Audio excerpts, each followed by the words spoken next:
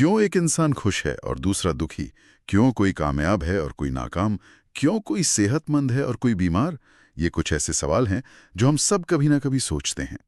आज हम जिस किताब पर बात कर रहे हैं वो दावा करती है कि इन सभी सवालों का जवाब कहीं बाहर नहीं बल्कि हमारे अपने दिमाग के अंदर ही छिपा है। बिल्कुल। आज हम the power of your subconscious mind यानी अवचेतन मन की शक्ति के कुछ सबसे बड़े और हैरान करने वाले आइडियाज को समझने की कोशिश करेंगे। हाँ, ये किताब कहती है कि हम सबके अंदर एक ऐसा खजाना है जिसका इस्तेमाल करके हम अपनी मनचाही जिंदगी जी सकते हैं, चाहे वो अच्छी सेहत हो, पैसा हो या कामयाबी। जी। तो आज हमारी बातचीत का मकसद यही है कि ये खजाना है क्या, ये काम कैसे करता है और किताब के मुताबिक हम इसे अपनी जिंदगी को बेहतर बनाने के लिए इस्तेमाल कैसे कर सकते हैं। तो चलिए शुरू करते हैं। सबसे पहले, ये चेतन और अवचेतन मन है क्या? क्या ये दो अलग अलग दिमाग हैं? नहीं, दिमाग एक ही है, लेकिन उसके काम करने के दो अलग अलग स्तर हैं। किताब इसे एक बगीचे के उदाहरण से समझाती है। अच्छा, बगीचे का उदाहरण। हाँ, हमारा चेतन मन यानी कॉन्शियस माइंड वो हिस्सा है जिससे हम सोचते हैं, तर्क करते हैं, फैसले लेते हैं। वो उस बगीचे का माली है। माली, ठीक है। और हमारा अवचेतन मन सबकॉन्शियस माइंड वो उस बगीचे की जमीन की तरह है। अच्छा, तो चेतन मन माली हो गया और अवचेतन मन जमीन। ठीक वैसे ही अब माली यानी हमारा चेतन मन दिन भर अपने विचारों के बीच इस जमीन में बोता रहता है, चाहे वो अच्छे हों या बुरे। हाँ, अच्छे हों बुरे हों, डर के हों या हिम्मत के। जमीन इस बात पर सवाल नहीं करती कि बीज आम का है या बबूल का, है ना? नहीं, बिल्कुल नहीं। उसका काम बस उसे उगाना है। तो हम जैसे विचार बोते हैं वैसी ही फसल हमें अपनी सेहत, अपने रिश्तों और अपने हालात में मिलती है। किताब में एक और तुलना है जो मुझे बहुत दिलचस्प लगी, एक जहाज और उसके कप्तान की। हाँ, वो एक बेहतरीन एनालॉजी है। हमारा चेतन मन उस जहाज के कप्तान की तरह है जो ब्रिज पर खड़ा है, जो सारे फैसले ले रहा है। हाँ, वो तय करता है कि जहाज को कहाँ जाना है, वो नेविगेट करता है और आदेश देता है। और हमारा अवचेतन मन इंजन रूम में काम करने वाली टीम की तरह है, जिन्हें ये भी नहीं पता कि जहाज कहाँ जा रहा है। कुछ नहीं पता, वो बस कप्तान के आदेशों का पालन करते हैं। हाँ, अगर कप्तान कहता है फुल स्पीड अहेड तो वो बॉयलर में कोयला झोंक देते हैं। अगर वो कहता है चट्टानों की तरफ बढ़ो तो वो भी कर देंगे। बिल्कुल। वो सवाल नहीं करते। उन्हें सही गलत अच्छे बुरे का कोई अंदाजा नहीं है, वो बस आदेश मानते हैं। और यहीं इस शक्ति का राज और खतरा दोनों छिपे हैं। एक बहुत शक्तिशाली तुलना है, पर इसका मतलब ये भी है कि अगर कप्तान मतलब नशे में हो या उसे रास्ता ना पता हो तो जहाज बड़ी मुसीबत में पड़ सकता है। एकदम सही। और हमारे मामले में हमारे नकारात्मक विचार ही वो गलत आदेश हैं। बिल्कुल।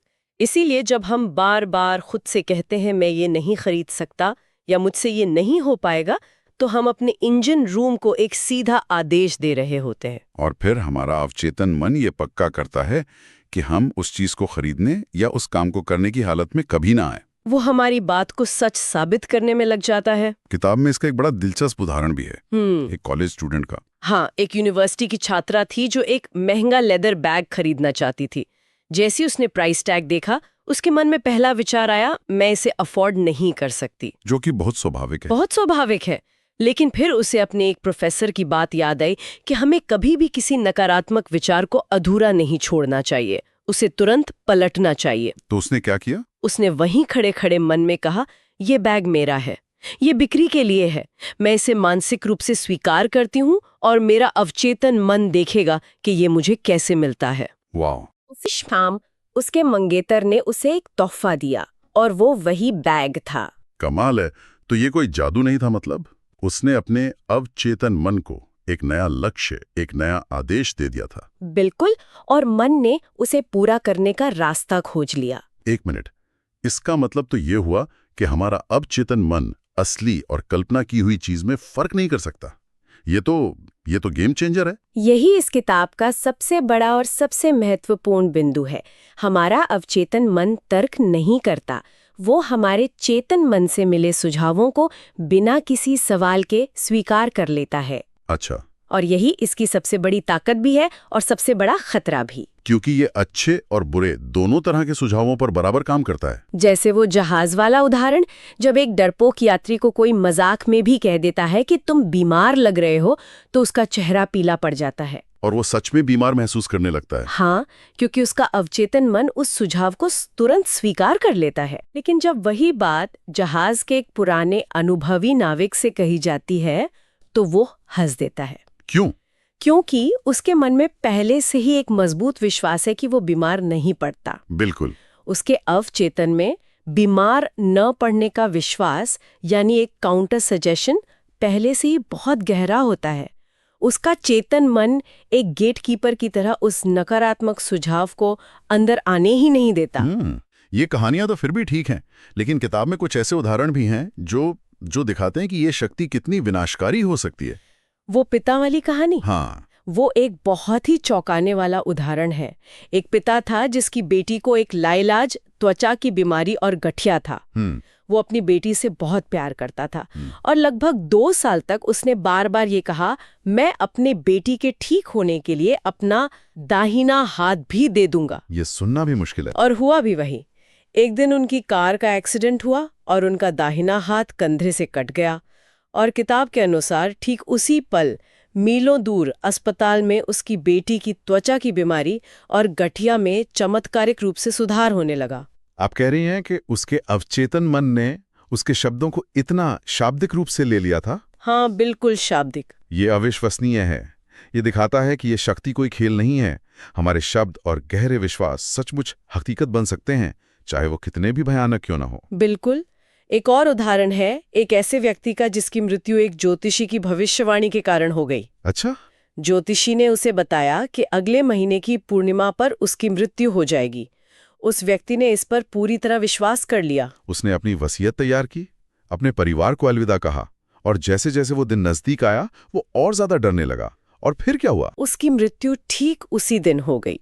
असल में उसकी मृत्यु का कारण कोई भविष्यवाणी नहीं थी, बल्कि उसका अपना डर और यह गहरा विश्वास था कि वो मरने वाला है। तो उसके अवचेतन मन ने उस सुझाव को एक अकाट्य आदेश के रूप में स्वीकार कर लिया और शरीर को बंद करने की प्रक्रिया शुरू कर दी। तो इन सभी कहानियों में, चाहे वो बैग वाली लड़की हो, हाथ खोने वाला पिता हो या भविष्यवाणी का शिकार हुआ आदमी हो, एक ही बात कॉमन है। हाँ, और वो बात ये है कि हमारा अवचेतन मन बहुत लिटरल है।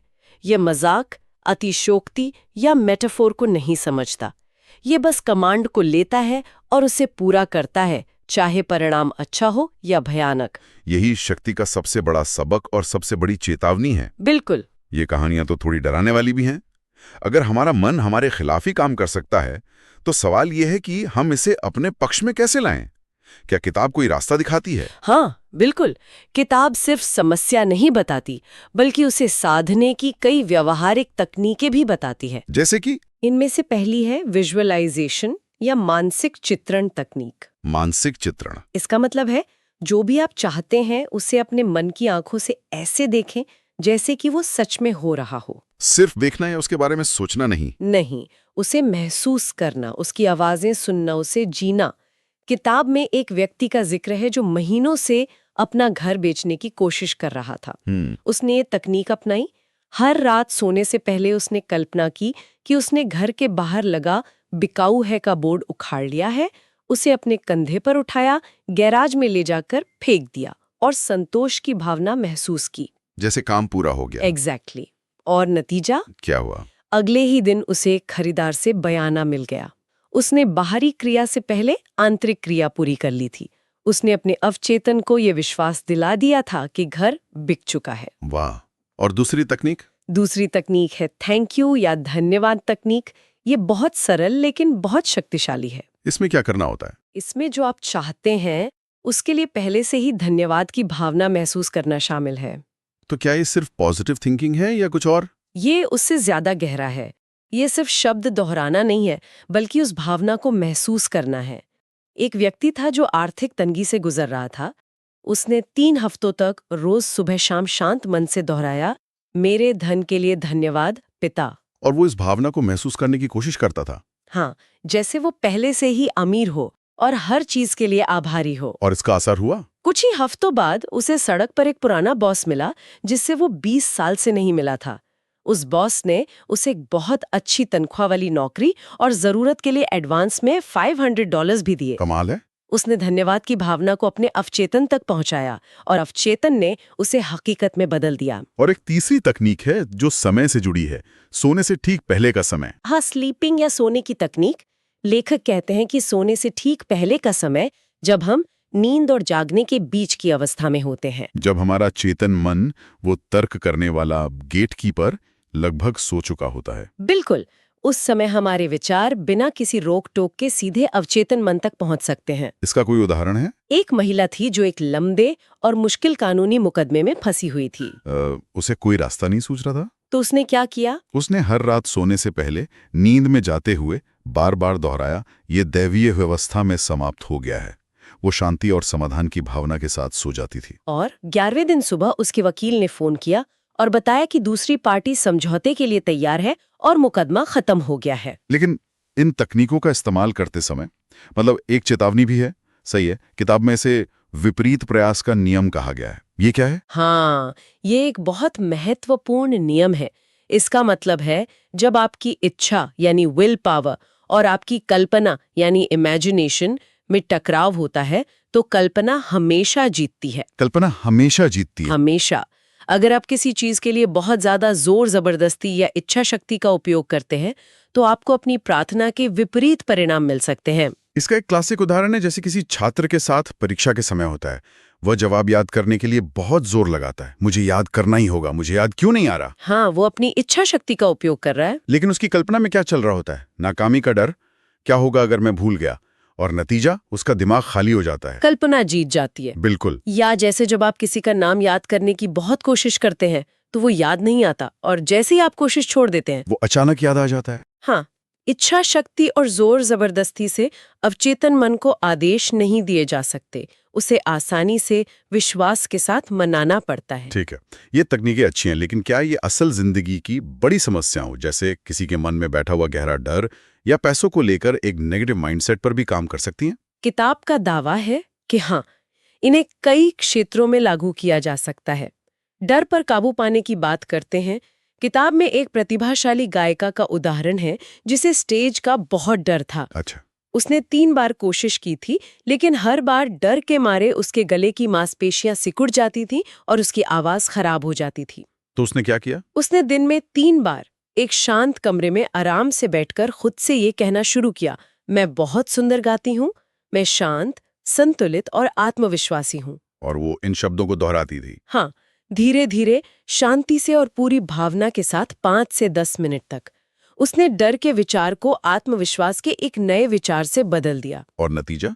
1 हफ्ते के भीतर उसका डर खत्म हो गया और उसने एक शानदार ऑडिशन दिया। और धन के बारे में क्या? बहुत से लोग मानते हैं कि वो कभी अमीर नहीं बन सकते। ये एक बहुत आम समस्या है।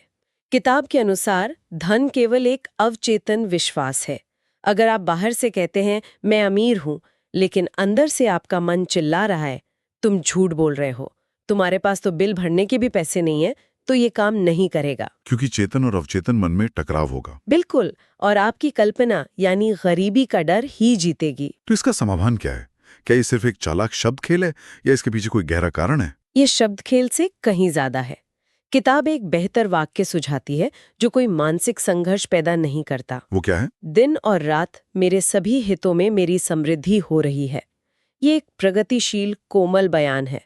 ये आपके चेतन मन से लड़ता नहीं है। इस पे मन आसानी से विश्वास कर सकता है क्योंकि ये भविष्य की ओर इशारा कर रहा है। हाँ, ये धीरे धीरे आपके अवचेतन को समृद्धि के विचार के लिए तैयार करता है, बिना किसी टकराव के। और अंत में हमेशा जवान रहने का विचार, ये थोड़ा अजीब लगता है। लेखक का मतलब शारीरिक अमरता से नहीं है, बल्कि मानसिक और आत्मिक रूप से जवान रहने से है।